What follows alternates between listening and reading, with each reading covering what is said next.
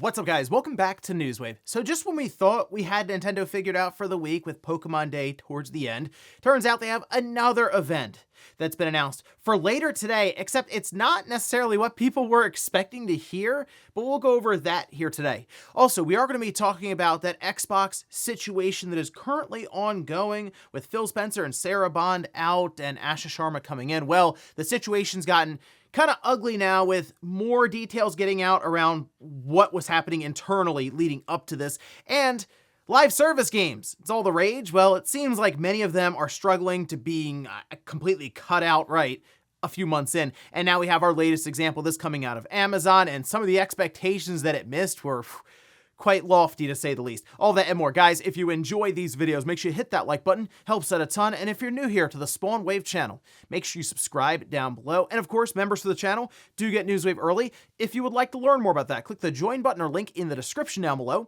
And we're gonna start today with a bit of a surprise, as this website right here popped up and it started to make the rounds. And I looked at it and I said, wait a minute, is that New Radical Games? Is that Radical Entertainment? And it is.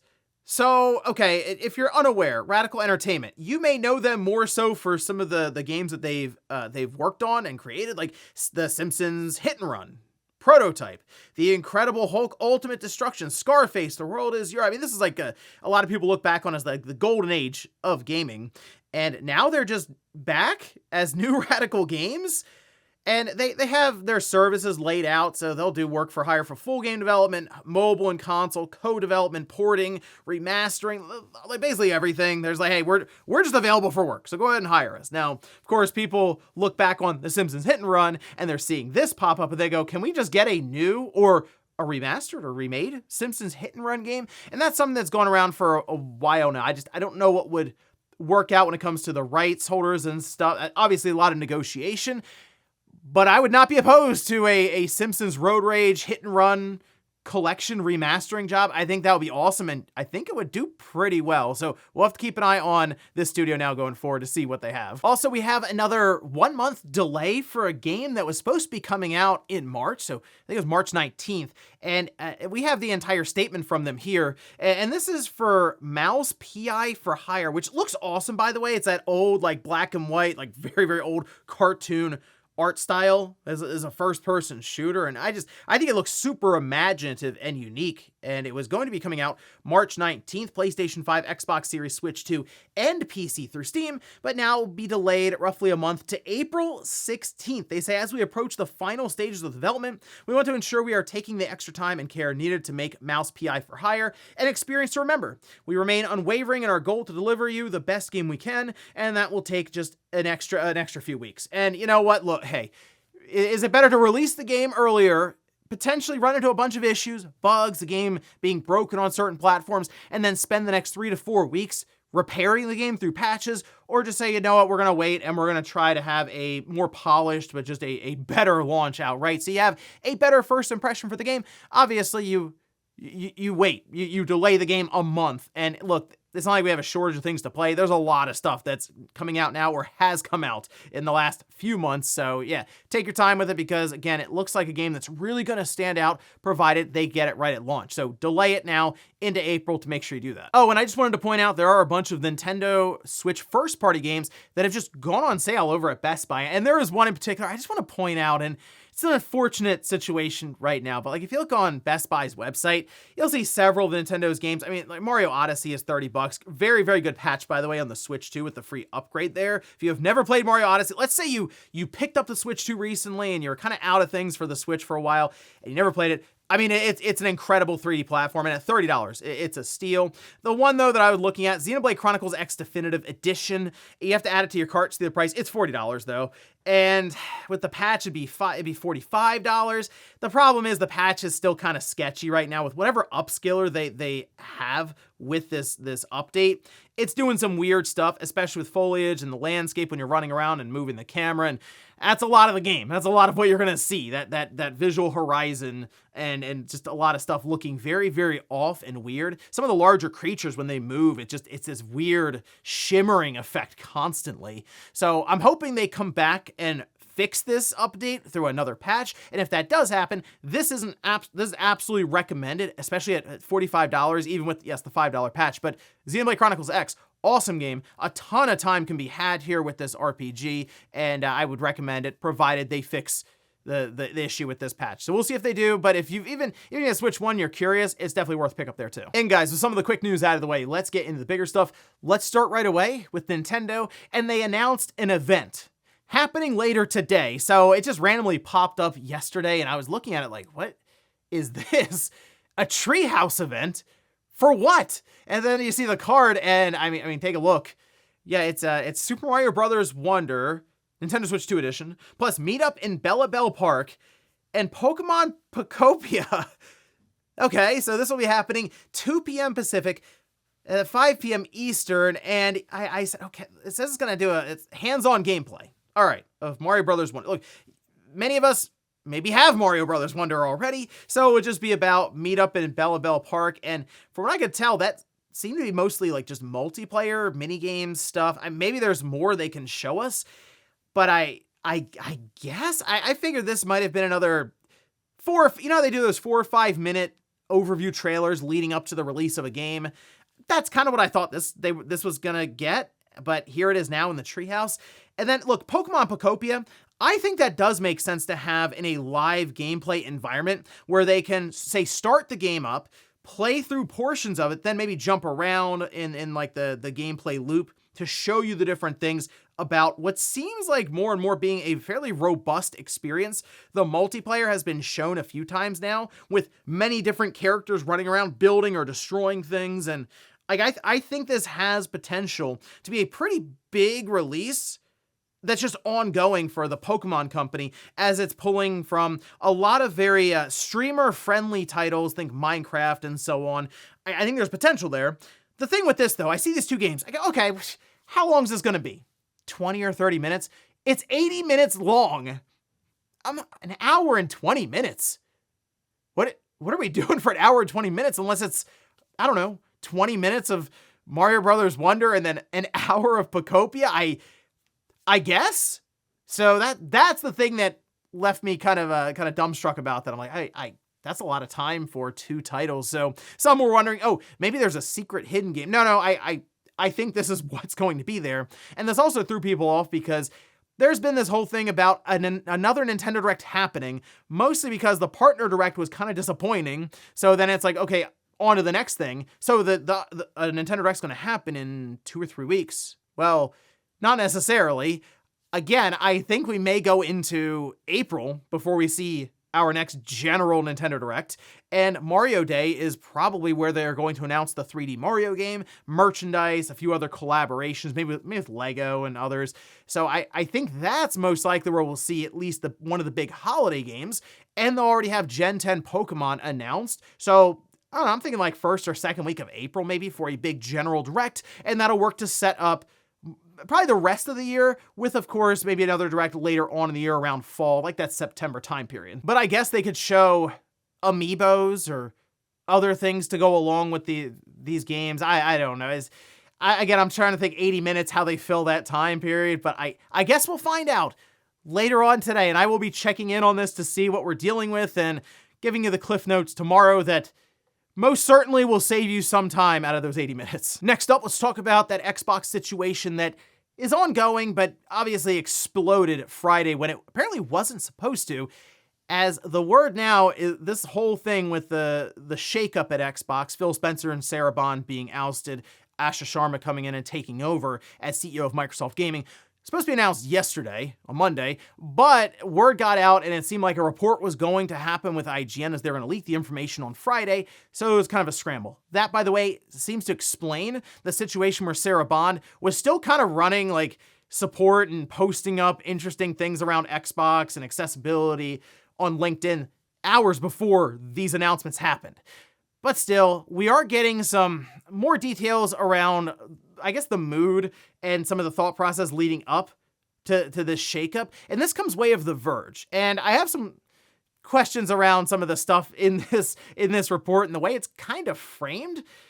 We'll start here again. Now, a lot of this is coming from, according to Tom Warren, several sources within Xbox and Microsoft. And we'll start with a few excerpts here, where he says, this was all part of the Xbox everywhere strategy that Bond had been pursuing, a vision to move the Xbox brand beyond its roots in console hardware. Months later, the This Is an Xbox campaign launched with commercials that positioned a phone or a tablet as an Xbox instead of just a console. It was a confusing campaign, and I'm told it offended many Xbox employees internally. Most of the current and former Xbox employees I've spoken to in recent days are relieved that Bond is leaving Microsoft. I've heard from multiple sources that Bond has been tough to work with and build a team structure that meant if you didn't follow the vision or questioned it, you were out. Most have praised her ability to strike partnerships with companies and developers, though that's obviously very important if you're in a position to make those kind of deals. He goes on to say, I understand that Bond's strategy had been failing internally and been questioned multiple times.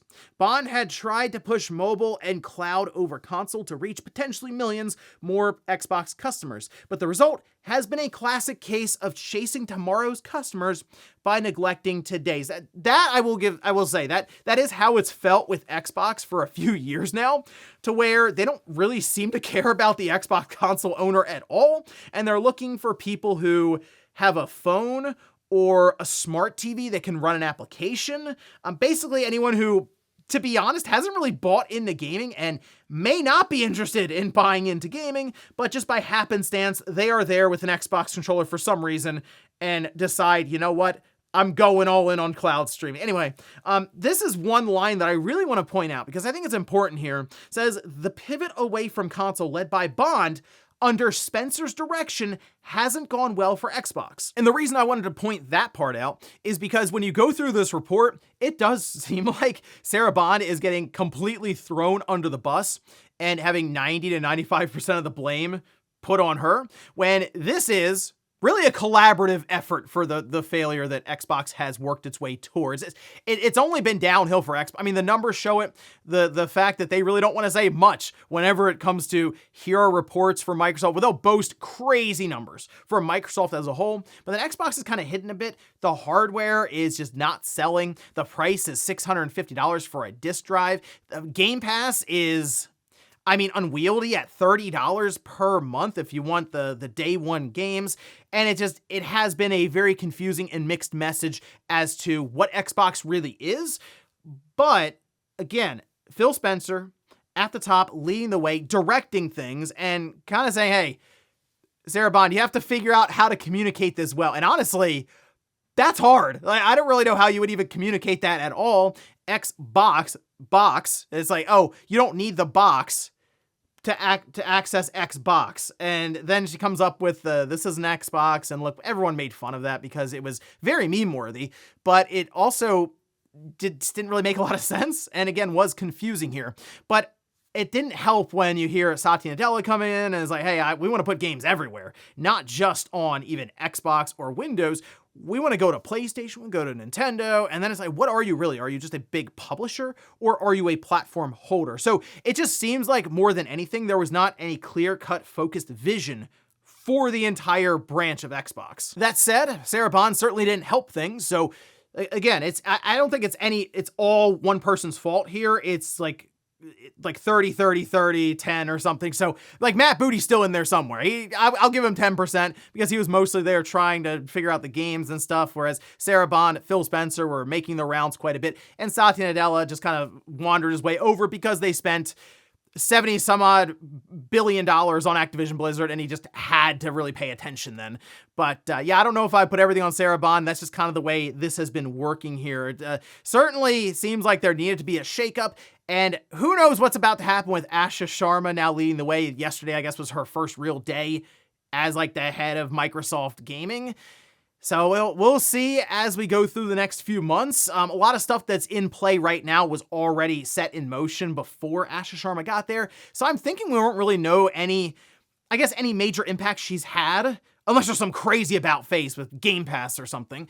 Probably until, honestly, the lead up to the next generation system that we'll probably start to hear about in 2027. But there you go. I'll leave this link down below with the report. Just understand it's certainly not fond of Sarah Bond specifically here. Next up, let's talk about Circana results. That would cover January for video game sales in the US. And I most want to look at some of the top 10 games that sold, as well as the hardware side, which we can see this. This is over on Matt Piscatella's social media account, saying the video game market highlights thread from Circana with growth in subscription and hardware drive 3% increase in January 2026 US video game spending. So indeed it was up 3% over last year. If you look at the top games, we'll do the top 10 here.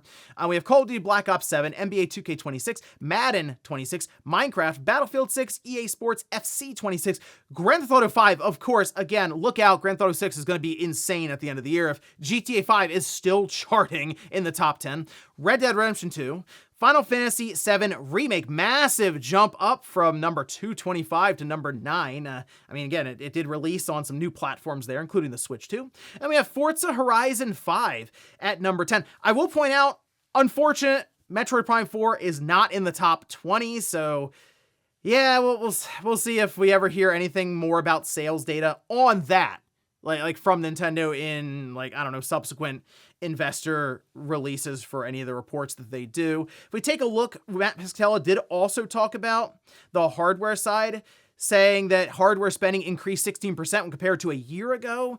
This was mostly due to Nintendo Switch 2 spending able to offset year-on-year declines across PS5, Xbox Series, and the Switch 1. Despite this, though, the PS5 did lead the hardware market in both unit and dollar sales.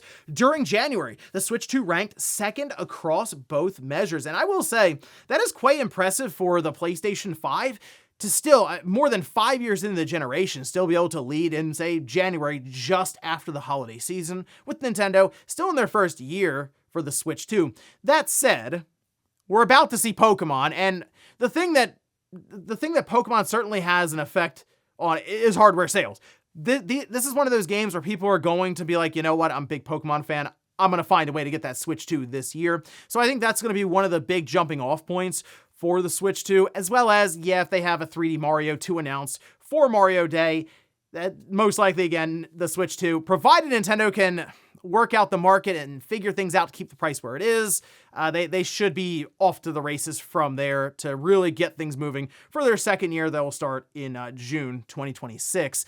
But for Sony, this is that situation where they're just kind of hanging out. They're the default system. They're just kind of hanging out, and they're cruising their way right now to 100 million units sold for the PS5, and GTA 6 is only going to accelerate that in a very, very odd-looking graph, I'm telling you, that's going to come up next year when they start to show the upward momentum in, like, the sixth year of the console. So we'll keep an eye on that one. But for now, the PlayStation 5 did sell the most in January for the US, with the Switch 2 coming in second. And in our last bit of news, let's talk about the live service sector once again, because we do seem to find most games just don't make it a year.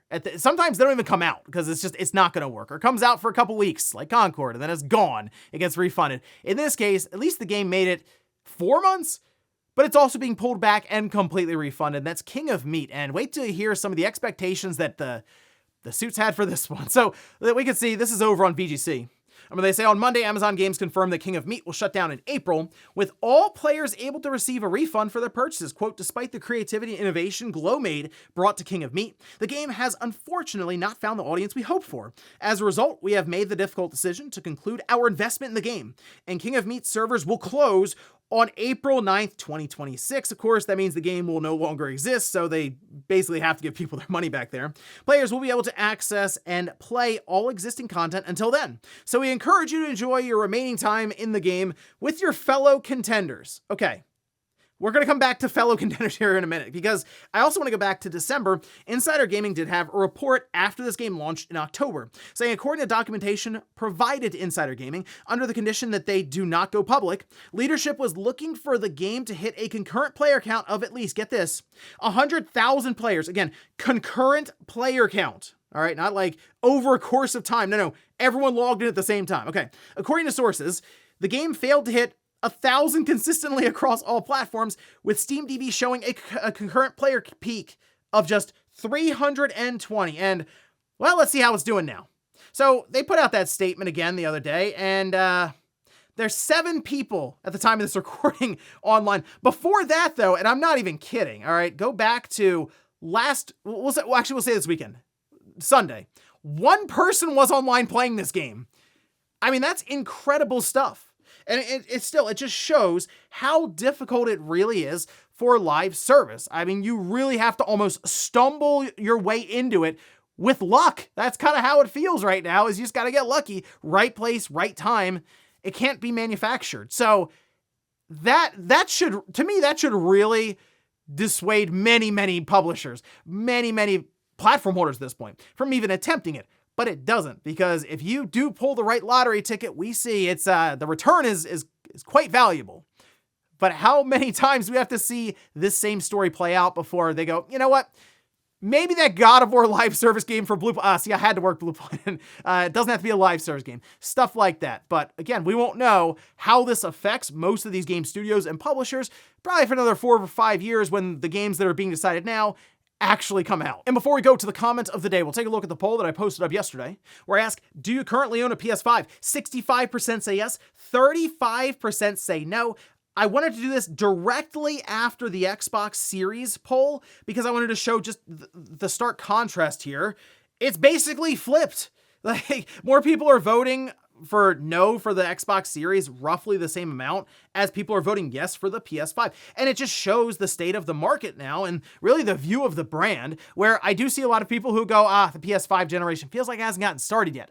But I do have a PS5. So something has gotten them to go out and pick one of these systems, and they went with the PlayStation. And I do think a lot of that does come down to the brand and even the belief, maybe not as much right now with people running, but the belief that PlayStation will come out with games that do make the system feel like it's worth owning. Maybe it'll happen towards the end of the generation, but it will eventually happen. Microsoft is just, it's so scattershot and scatterbrained that it's hard to place your confidence in a company like that, especially when it comes to your digital library that many people now, as we see, are constantly investing in. And we'll finish up with the comment of the day, as you're seeing here. This is from Kevos, who says, all the shakeup in the gaming industry makes me really appreciate retro games and the era I grew up in.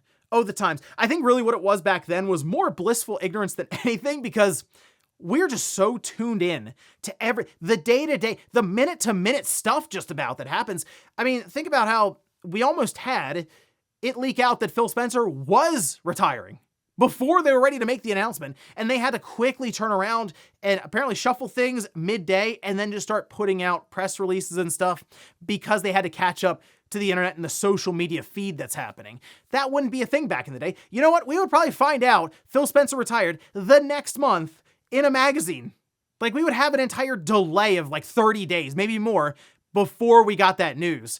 Now, of course, we did eventually get to the online scene where there were forums. Even that's just slower, though. People would go to E3 and come back and report the following week what they saw there, because there was no way to really put that info out there easily. So I think that's really what it is right now. It's just, there's a lot of noise because we're just there from a technological standpoint when it comes to social media. And because of this, leaks, rumors, everything, it's just constant influx of news and information. Whereas back then, kind of the dark ages, but also pretty quiet. And ladies and gentlemen, that's going to do it here for Newswave. If you enjoyed this video, guys, hit that like button. If not, hit the dislike. Leave comments down below about everything we talked about here today. If you missed yesterday's Newswave, I'll leave it up here in a card. Or maybe you want to check out some older retro stuff, because I did put it in order at GameStop to see how that would go with exactly they shipped me, and we checked that out, and I'll put that in the video right below. Thanks, guys, for watching, and I'll see you next time.